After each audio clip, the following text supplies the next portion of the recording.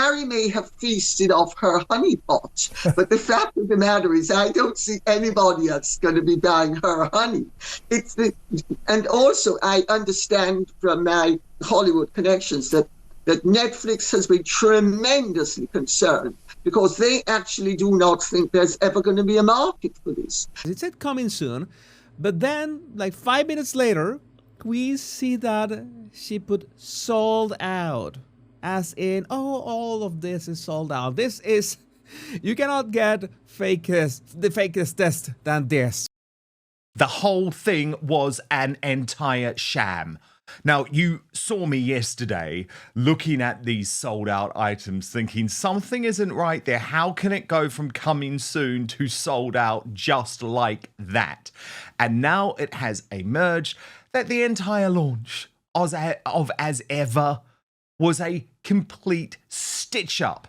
The Daily Telegraph quoting what they call a well-placed source as saying the items had been made available in small quantities and quickly marked as sold out to generate interest, which is a common marketing ploy. TRG posted, and I was right. The site literally just launched, and look what was marked as sold out before anyone could buy it. Mean it was never stocked. We see you, Rachel. According to Taz, royal YouTube sensation with me now. Oh my goodness, Tash, this launch was so sickening, but she must think we're stupid because something cannot go from coming soon to sold out immediately unless you had no items for sale. It's the whole thing. I mean, she goes from one blunder to the next, but yes, she does. She thinks everybody's stupid. I mean, it is a marketing ploy that I believe even the Kardashians have used in the past. And yes, it ramps up interest. It's supposed to ramp up interest if you're interested in extremely overpriced jam and honey, of course.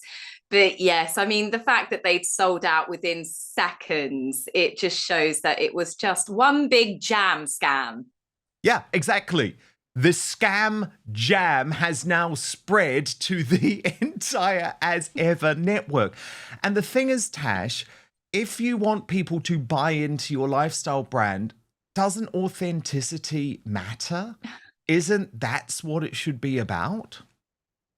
Of course it does. And she's changed, like even the clip that you just showed, Dan, of it being mass produced in some sort of factory environment. She's obviously got lots of them being made somewhere by somebody somehow, and then they sold out within seconds. And it also takes away the edge of her creating something that is limited edition, something a little bit special. It's looking like it's just manufactured the same as any other jam, and she's just stuck her own label on it. It doesn't really have any sort of authenticity of it being the jam like she's been working on. She says that she's been devising this for years, hasn't she? This is a special recipe that means so much to her. It's where it all started. But she thinks, again, we're all stupid, Dan, because if you remember, the jam that she sent out with American Riviera Orchard wasn't raspberry, it was strawberry. So she's completely erased the fact that it was strawberry jam she tried to plug initially. It's madness. The whole thing is absolutely ludicrous. And now, Tash, it has also emerged that Meghan has decided to go with an online shop run by a truly awful US web firm accused of flogging items that never existed. So she doesn't give a damn. If this is a luxury product aimed at the high end, you don't need to do this sort of trickery. But instead, it feels like what she wants to do is mislead us plebs. Of course she does. And the fact that she never does any research into anything. We had more recently the Sesta handbags. Those Rwandan women are being paid 10p per hour and have to pay out of their own money for the materials to create those bags that Meghan flogs for, well, she's now flogging through her Click My Link, the affiliated stuff, for $700 to $1,200. And then you had the lattes that she got involved with. Remember the posh coffee? it turned out that the milk that was being created was coming from Chinese worker camps. I mean, it's just a continuous list of her not doing even the basic research. And I don't know if she does it on purpose because she gets extra attention because of all of the backlash and people pointing this out. I honestly am bamboozled by her every single decision that she makes. Well, it's because she doesn't care about her customers. She treats people as fools. She wants to become a billionaire, so she's going to do whatever it takes. I mean, why did she choose this snow commerce company? The Mail Online have revealed today it has suffered a slew of poor reviews in recent years and has the lowest possible rating with arguably America's most influential consumer rights organization. One unhappy customer has warned, do not buy anything from any company that uses this joke of a company. Another critic said they are ridiculously bad. They're allegedly selling items that they don't have in stock or don't exist at all. So she has chosen to purposefully go with a company that appears to mislead its consumers, mislead its customers. Now, Tash, we have both launched our businesses in recent years. That is the opposite of what you want to do. We are desperate to create loyalty. We value the people who watch our shows and who buy the products that we promote. This is honestly so... It shows her entire attitude to the people who are going to keep her in business, and it's so wrong. There's a bit of me with you saying that. It's given me a thought. Perhaps she's done this on purpose. She's gone with a terrible company that are known for messing up orders, because when she does flop, when this does turn into a disaster and the figures really start coming out that no one's buying it or orders didn't turn up, she can blame it on this company that's already got a bad reputation. She probably went with them because they were cheap, because they obviously had so many bad reviews. But now she's got the perfect reasoning when the sales don't go the way she wants, or maybe media outlets discover, sources start speaking, saying that, that there's nothing, she's not actually created anything to sell. She can say, it's not my fault, it's this company. And it's just it's their modus operandi, isn't it? Where they do that every single time. They've always got someone ready to blame. Very good point. Actually, very, very good point. Now, some of our favourites, Tash, have been weighing in on this scam. The Royal News Network posted, it's amazing how amateur Meghan Markle sounds when it comes to business. She really thinks a $14 spread in a keepsake package is still accessible in Meghan's view. She's deluded. Also, no one will want that for a hostess gift. It's lame. And of course, the prices are out of control. They are. They're extremely out of control. I mean, what was it? $28 for a jar of honey. And it's not come from the beehive that she showed off in Netflix. And it's just, everything about it is completely pretentious. But who would want a keepsake for a jar of jam? I find that completely bizarre. A lot of people said it's like the posh perfume boxes that you get. And even when she's talking about the jars, did you know that you can rinse them out, Dan, and you can keep things like love notes in them? Yes, because that's what you want. Here you go, darling. I've bought you a jar of raspberry spread for your anniversary, and you can keep it on your bedside now for the locks of your mother's hair and some love notes. It's just beyond weird. It is. It absolutely is. And the prices are insane. The Royal Rogue, the body language guy who's been doing some brilliant work, well, he spotted the scam, Tash, while he was live on air. Watch. Okay, you're going to laugh with this one because Meghan just changed her coming soon products to sold out in real time. I just made a video about her prices, selling dead flowers for $15. And when I was reviewing her website in real time, doing my video, it said coming soon. And I showed you that. It said coming soon. But then, like 5 minutes later, we see that she put sold out. As in, all of this is sold out. This is, you cannot get the fakest test than this. But, well, you tell me. He saw it in real time, Tash.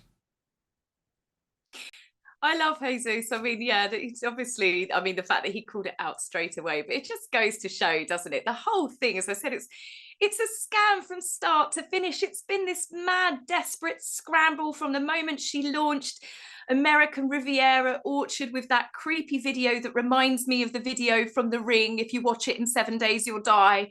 It was just everything about this has just been a desperate mad scramble, not getting it trademarked and then fighting with the trademarks and then cat's out of the bag. I've changed the name. Now it's raspberry jam and it was originally strawberry jam. And she just lurches from one disaster to the next. And she can't see why the world is laughing at her. And the fact that she went to that business for women meeting in the Hamptons, and I just think all of those women there must be giggling under their breath because her business acumen is just, it's legendary for just being a complete and utter comedy disaster. It's a train wreck. Lady Colin Campbell was having some real fun with this on Talk last night, Tash. Watch. Sold out. I suspect that she deliberately didn't put too much on sale to make it look as if these products were really in demand. Well, are we sure that Meghan didn't go and buy out everything or send her cohorts to buy out everything? Because she's so devious and manipulative and everything appears as if it's a great success. But who's spending $10 and $15 for a bottle of not even jam? And, honey at $1,000 just because it's mine. I mean, Harry may have feasted off her honey pot, but the fact of the matter is I don't see anybody else going to be buying her honey. And also I understand from my Hollywood connections that Netflix has been tremendously concerned because they actually do not think there's ever going to be a market for this. And it's actually reasonable that they would think there's not going to be a market, because the only people who would be able to afford jam and honey and all of that nonsense and sachets of fattening things. First of all, people are not so interested in fattening things anymore. But secondly, her followers, the people who admire her, are usually very poor, very disadvantaged, and very ignorant. Because if they weren't ignorant, they wouldn't admire her. Are they going to be able to... No, but seriously. No, I'm not arguing. They're not going to be able to afford it. So the whole thing is going to be yet another. It's a recipe for disaster. And I think never did anybody deserve failure quite as much as Meghan, except possibly Harry. Wow. Dash, your thoughts? She never minces her words. I love Lady C. She's so funny. She definitely doesn't sugarcoat anything, but I completely agree with her. Who is going to be paying that sort of money outside of her fan base? You might have a few reporters that are going to want to try it for research purposes to say that they've done it and they've tried it because they can give an honest review on it.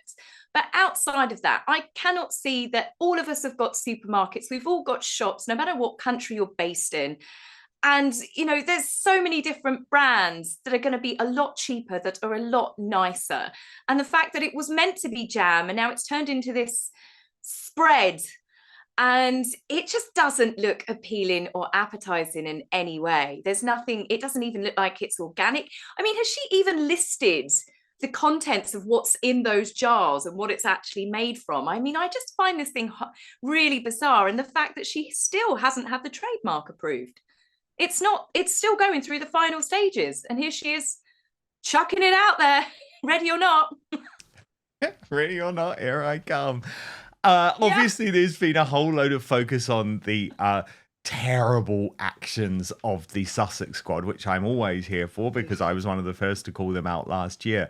But what I find so hilarious is that Marina Hyde, right, like the wokest columnist for the Guardian newspaper, is even calling out Meghan and the squad. Now, listen to this, Tash. She wrote, "Meanwhile, it goes without saying that despite its brevity, the above paragraph will serve as the twat signal to the so-called Sussex Squad, a hilarious cavalcade of single-issue human beings who patrol the internet round the clock, policing any and all criticism of the Montecito millionaire couple, who ironically need expensive security, in part to deal with nutjob fans like them. I mean, I'm paraphrasing, but only vaguely.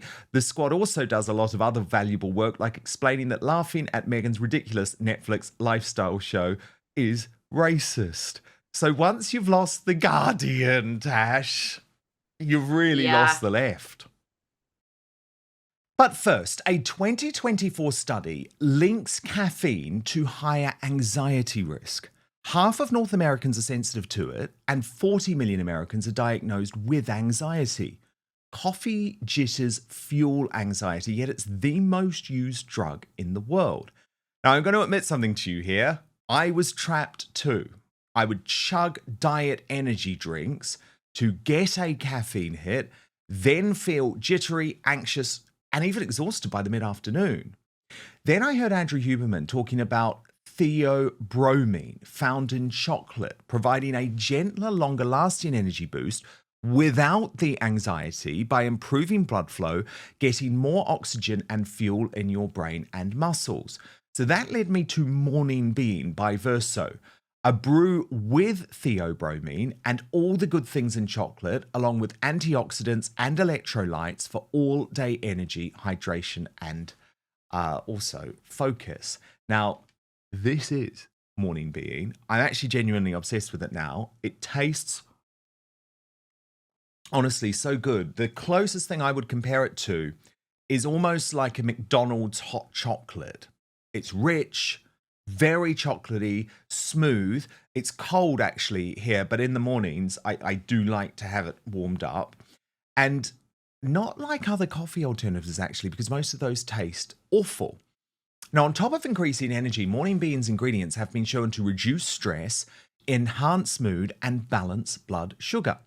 Cocoa powder drinks and products are normally contaminated with very high level of toxic heavy metals, but Verso conducts third-party testing on every batch to ensure they have pure, high-quality cocoa, prioritizing safety and high flavanol content.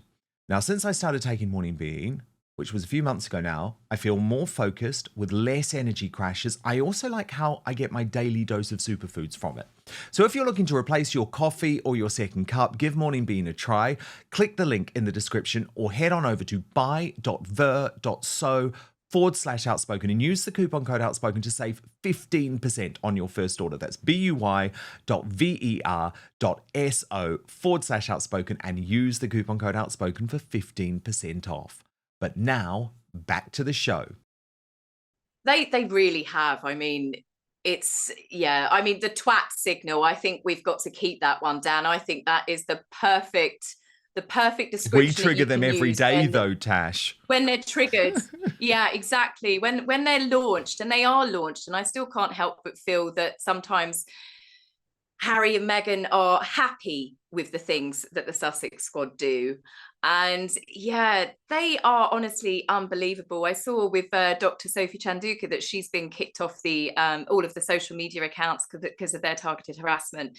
But they do need calling out. More newspapers need to call them out. They are internet terrorists. I have never seen another group before or after, and I don't think I ever will see another celebrity fan base that is so toxic, that are so malevolent. They are honestly, some of them, obviously not all of them, but they really are the scourge of the earth, some of them. They are just unbelievable, the depths they will go to when they target people. Yes, and really shocking. And obviously, Tash, there is just a huge irony in all of this because Dr. Sophie Chandoka is a black woman who, by the way, Prince Harry is now accusing of being a blatant liar. The irony of that, Tash, because if you accuse Meghan of being a blatant liar, even though we had the receipts to prove constantly, time and again, that she was a blatant liar, especially in the Oprah Winfrey interview, you were racist for doing so. But apparently Harry is allowed to call Dr. Sophie Chandoka a blatant liar without being a racist. One rule for me and not for thee. Oh, absolutely. I mean, the fact that recently we had Alex Rayner over the weekend, an Etonian friend of Prince Harry's, he said, Harry has told me to brief the media. I mean, the irony in that is just honestly remarkable. Yes, I'm speaking on behalf of H to the Daily Mail, who you're suing because all of a sudden, Tash, we want to use the Daily Mail now that we need to bring down a black woman who we don't like.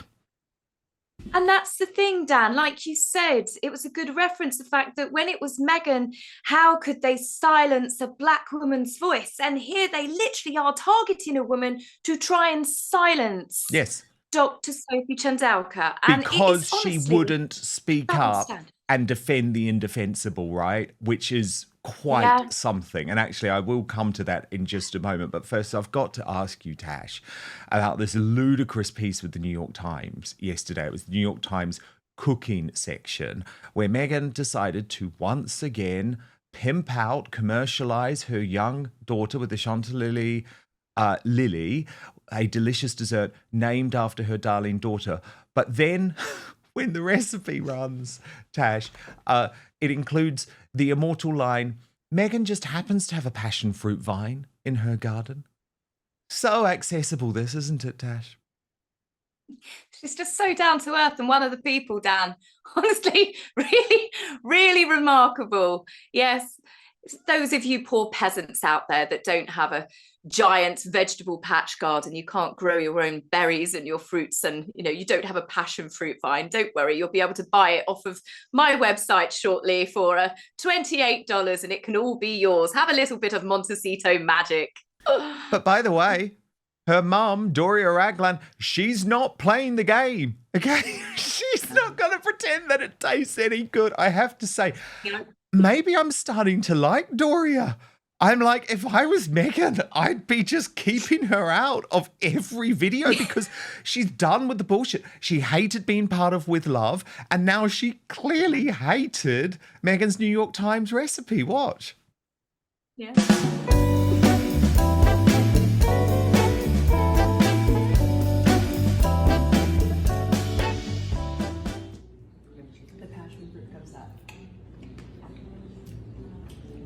Good without too. It's really good without. Because once you get to the bottom, it tastes all the banana. Is that a look of joy? I was like, and? I'm muted. Dun, dun, dun. My mom has nothing I'll tell you when I'm done. That wasn't joy. Is Doria trying to tell us something, Tash? Oh, I think so. I mean, I don't think she's got a good poker face, really. But again, it's Meghan. She did the same thing. I saw it on So Much With Love, Meghan. When anybody tried anything of hers, Meghan will literally eyeball them at that very moment. She just did the same to Doria. She did it with Vicky. And when she gave her a coffee, and Meghan's looking at her going, well, what do you think? And she just did the exact same thing with Doria then, where she's got the spoon in her hand going, well, mother, what do you think, mother? You like it, mother. Mother, give me a compliment right now, immediately. It's just bizarre behavior from her. But the friends have to do it, right? Playing a game. The friends have to do it because Doria's over it. Yeah, well, that's the thing, because the friends have to do it because otherwise they're thrust out, right? They have to. Like Daniel, gay makeup artist, has to be like, you are a goddess. This tastes absolutely amazing. Doria's like, no, you need me in this, girl, because you don't have any other relatives that you can use. They've all been ghosted.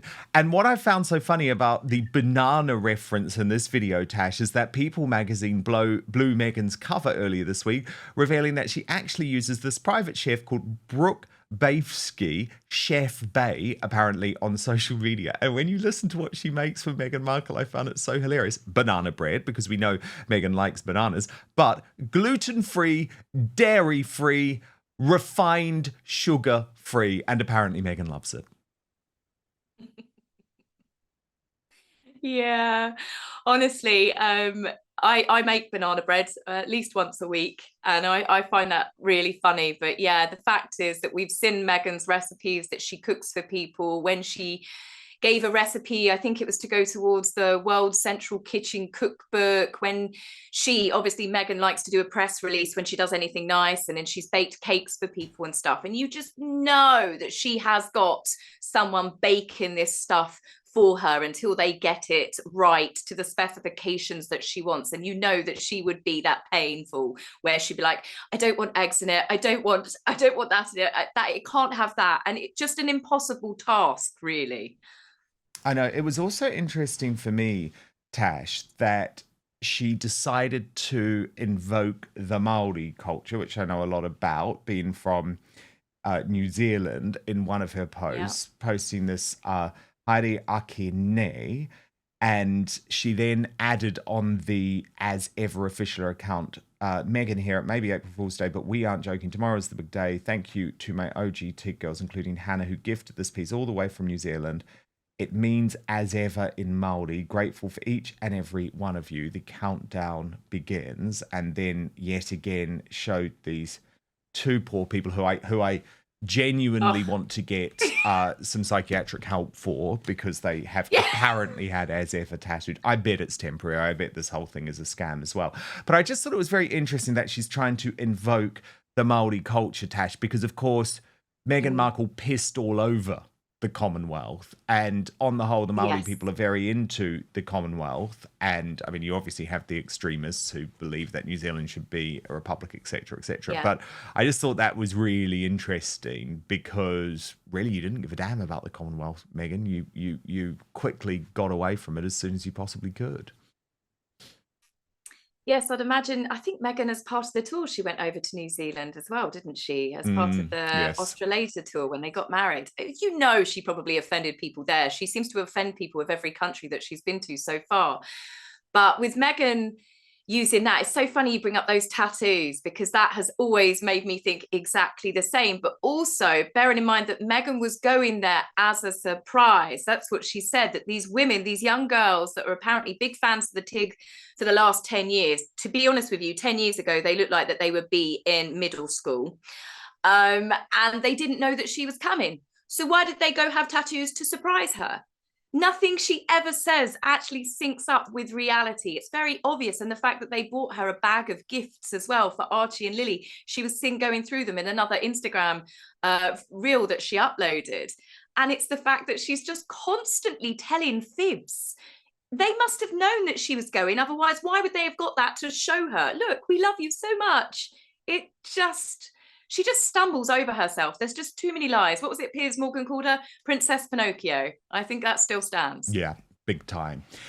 Paula M has done some great work digging out a new video from a different angle, Tash, of Dr. Sophie Chandoka and Meghan Markle on that fateful day at the Centre Bali charity event. And it is really interesting, actually, when you just consider close up quite how furious Meghan was. See, that is the official video. It's a different angle from the phone footage that we've seen. And I think you can understand why Sophie Chandoka felt completely humiliated. And there's been other videos that we've seen this week, Tash, that show Meghan totally ignoring Dr. Sophie before she goes on stage and holding the hand of the woman who is there as her sort of protector. Yeah, this one. And honestly, and look, well, it is, because you see Dr. Sophie actually turn around and be like, oh my God, she's just ignored me, and held her friend's hand. And now the New York Post, in a new development, Tash, is reporting that Prince Harry should fear his alleged angry message to Centre Bali charity head Dr. Sophie Chandoka leaking to the public, as it may make him look like a hypocrite. That is according to multiple sources to Page 6. They report a source saying Harry should be nervous about this message coming out, especially when he has been so outspoken about his wife being bullied in the past. When Meghan was accused of being a bully, Harry's world stopped. He moved heaven and earth to try and protect her. He alienated his family to protect her, and now he's been accused of the same thing. The insider pointed out that Markle has yet to speak up in support of her husband. And here's another key line. Tash, Meghan had not been expected at the match, but turned up at the 11th hour with tennis champ Serena Williams. A source told Page Six that the Duchess asked event staff to find her some champagne. And we know it wouldn't have been a polite ask, Tash. It would have been a demanding, bullying, diva-like ask. So there she is at the charity event. She hasn't told anyone she's turning up. Immediately she arrives, is rude to Dr. Sophie Chandoka, demands champagne. This just gets worse by the day. And I do think it's very telling, isn't it, that Meghan is cooking while Rome burns around her husband. Like, not a word about this, not a word to the New York Times, not a word on Instagram. She's clearly just furious that Dr. Sophie Chandoka's fallout with Harry is ruining her big moment, when, Tash, it's only because of the fallout between Dr. Sophie Chandoka and Meghan Markle that this fallout happened in the first place. Yes. So many video clips that are now circulating. I saw another one myself from Revealing the Narc earlier today, and it actually showed a moment where Meghan was posing with the trophy, Harry and Nacho Figueres. And I've seen the photo, but to see the video, she actually taps Dr. Sophie with her elbow and turns full. You can see the body language was just a complete turn to completely body block her. There was definitely mean girl vibes radiating from Meghan on multiple occasions that day. And it also makes me think the way this has all unfolded, that I think that polo match was the turning point, because once Meghan decided that she didn't want Dr. Sophie anywhere near her husband, I'd imagine that she was whispering in her ear, and this is then followed on. And this could be, in all honesty, when the decision was made that Dr. Sophie was no longer allowed to be part of Centre Bali, and the conversation started changing with the trustees at Harry's bequest. And I really can see this with Meghan's fingerprints all over it, because the way that she's behaved, the way that she's treated other people, the way that Harry just listens to his wife, and the fact that Harry has been caught out. He should be scared of her releasing that message, and she has every right to at this point, because he has not stopped the assaults coming from sources from his camps, and even his friend this very weekend just gone past, who he gave permission to, from attacking her. And the attacks on Dr. Sophie have actually been really personal. Yet when she defended herself, or rather gave her position on it on Sky News to Trevor Phillips, she was not making personal attacks. She was very, very direct about the actual things that are causing the problems. It wasn't a blame game. It wasn't like she was trying to accuse Harry of being the terrible person here, or Meghan. She didn't really mention Meghan, only the fact that it all started to turn south when she refused to apologise for Meghan treating her badly. Great analysis as ever from According to Tash. Oh my God, I have to stop saying that. As ever. I didn't mean to say that. According to Tash. Thank you so much for watching Dan Wootton Outspoken. Please click on my face just to the bottom left to subscribe to this brand new independent news source, and turn on the notification bell so you'll be alerted to our brand new live shows, uncancelled interviews, and special royal episodes. Outspoken is also now available as a podcast, so you can listen to the show every weekday on the go, wherever you are.